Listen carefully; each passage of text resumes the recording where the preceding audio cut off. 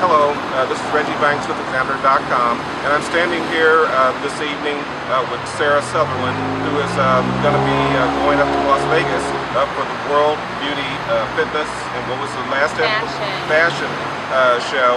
And then also her husband will be going with her too. They both have been working out very, very hard, and we're also standing in front of Hitch Fit, and we're getting ready to do an interview with Diana Chaloux and also Micah LaCerte. And Sarah, how long have you been working out at Hitch Fit? It's been almost 2 years. It's coming November, so just a few months shy. Okay, and then how long have you been a trainer? I've been a trainer with them since last November, so about 9 months. Okay, and now also your husband, I mentioned that your husband's going to be going too. Now, how long has Dane been working out?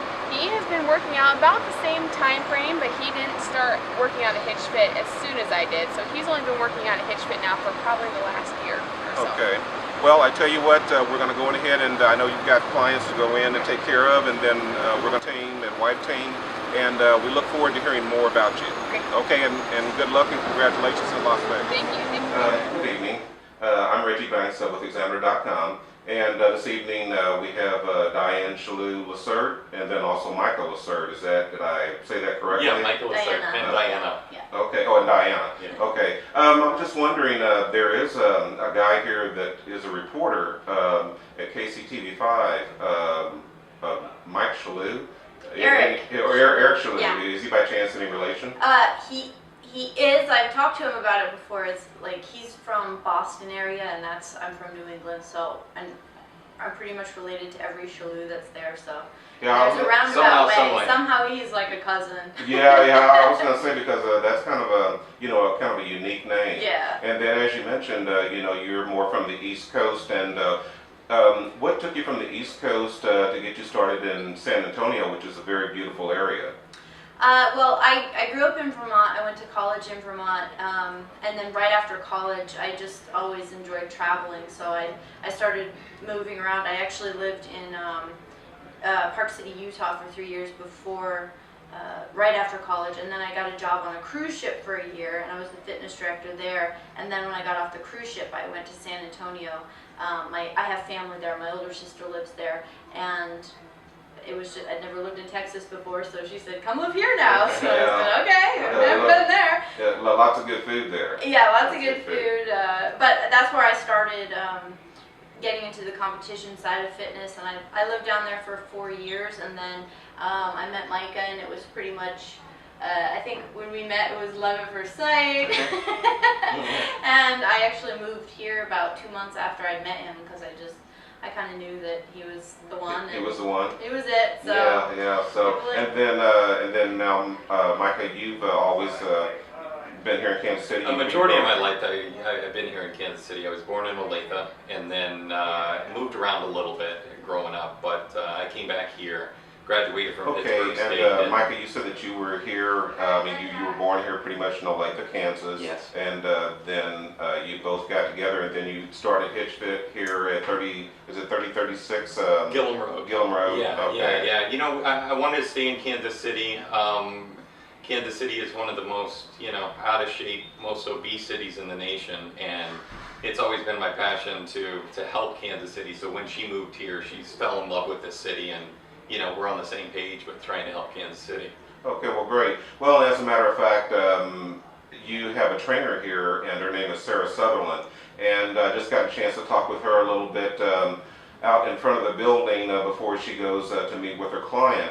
And one of the things that kind of interested me and Sarah was her determination, especially when I saw her lifting like a tractor tire, at Cerner, and I'm like, I believe, and then she's got her master's, and I'm kind of like, this lady has got a lot of determination. Yeah. So that's one of the reasons why I wanted to come down and talk with you both about, she's been here, maybe a couple of years now? Well, let's see. My journey with Sarah started because she started originally as an online client, and she had followed our online transformations, and it's been, maybe it was about 2 years ago that she first reached out and wrote to me and was like, you know, I want to go through this process. I want to sign up. I want to be a Hitch Fit client. And that's how I initially got connected with her, and I put her program together for her. She started doing it. She wanted to do some one-on-one, so she also started coming into the gym once in a while and working with one of the trainers here one-on-one with our trainer Josh. And so then I actually get to meet her in person, which I don't always get to meet our online clients in person because, you know, everything's done via the internet and email. So it was cool. I liked her right away. I saw a lot of potential in her. She just was, you know, she was just a hard worker, and Josh would be like, that girl's she's a beast, like, you know, she's a machine. So she went through her first transformation, and then kind of if you hang around with us or if you follow Hitch Fit a lot of times people get interested in competing because a lot of the people that are trainers here, they get into the competition world. So she was like, you know what, I want to do competition next. I want to get on stage and do it. And I was like, all right. Let's do it. And how has she done so far? She did amazing. She's done amazing. She, you know, it's really cool to see someone go from, you know, competition is something they're like, oh my goodness, like I don't think I could ever do it, get in that condition, get up on that stage in heels and, you know, and do the whole thing. And for me, it's been fun to see her confidence in that side of things grow. She always had the drive as far as the workouts went and as far as, you know, being able to do the nutrition, but it's also fun to see her become just more empowered as a woman and just more confident in herself. And, you know, she did an amazing job. She did her first show last year. She had an awesome transformation, and she went through a process of building. You know, she got lean and saw the areas of her body she wanted to work on, and so took some time to build, work on that side of things, and then getting lean again. And now we're about 6 weeks out from the World Championships, and she's every single time she competes, she comes in better condition than she did the last time. Her stage presence improves, so it's just like it's been really cool to see just the evolution, you know, of her growing. So in other words, she's kind of a diamond in the rough, you might say? Oh yeah, absolutely. She's amazing, and Sarah's a wonderful person. She's just a good person, you know. And what was cool is she works at Cerner, and about a little over a year ago, she wrote to me, and she was excited about what she saw going on here, and she wrote and she was like, would you ever consider having me as a trainer at Hitch Fit, like if I went through and got my certifications and learned it? And I was like, yeah, you know, absolutely.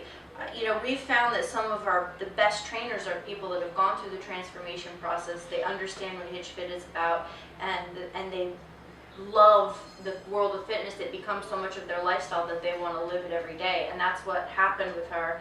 And she did it. She powered through her certifications. She came in, she did the shadowing, she learned her nutrition side of things, and now she's paying it forward and she's transforming people.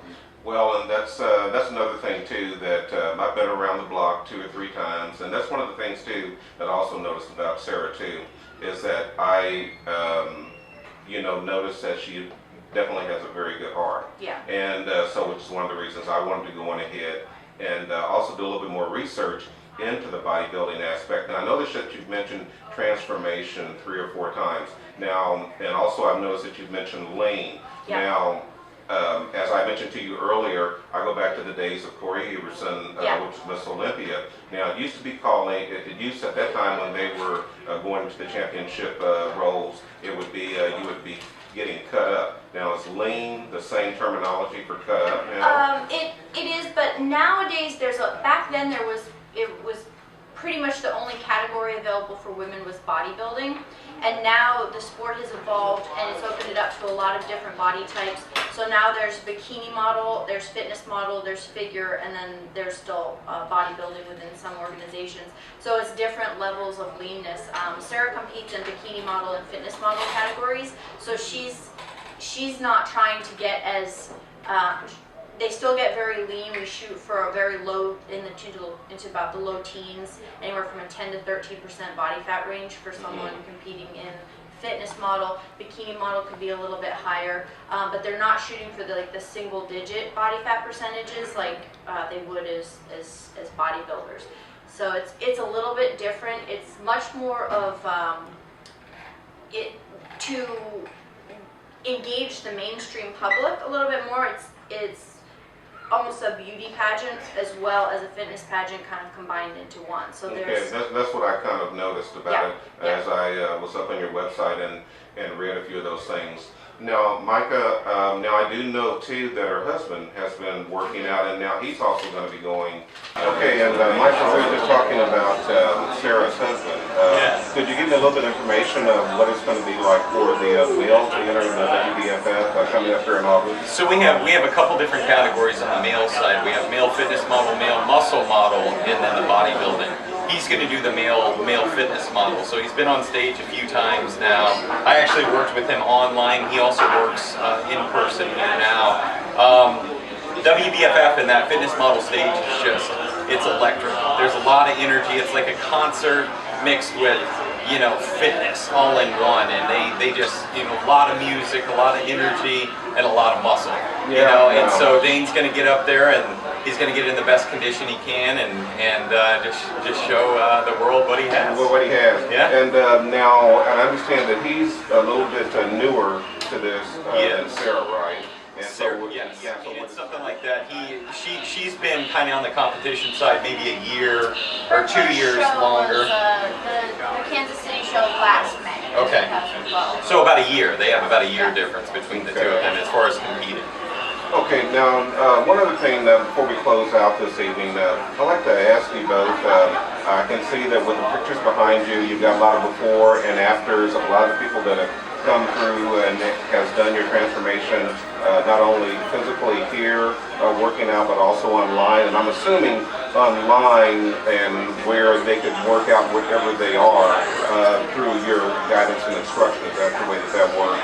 Yeah, correct. Yeah, we have online clients that we customize all the programs so they can work out at a gym, they can work out at home, they can let us know what they have available. They can be a beginner that's never lifted weights all the way to someone who's advanced. So we have a little bit of everything. Okay, now one of the other things I wanted to ask you now, will both of you be going to Vegas also? Yes. We will be there. Yep. Okay, now will you both be competing or no? We're both retired. Yeah. We'll be there helping the WBFF and supporting, you know, our athletes and trainers that are there.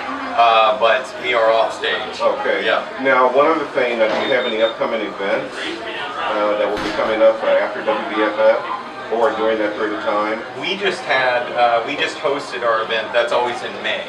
So we just got done with that. It was a huge success at the Midland Theater. So we just finished up with that, and next year, 2014, we'll host it again. So then you basically do an annual event? Yes, one a year. Okay. All right then. Well, and I tell you what, we do appreciate you taking the time to talk with Examiner.com tonight, and we wish you both the best in your endeavors, and also Sarah and Dane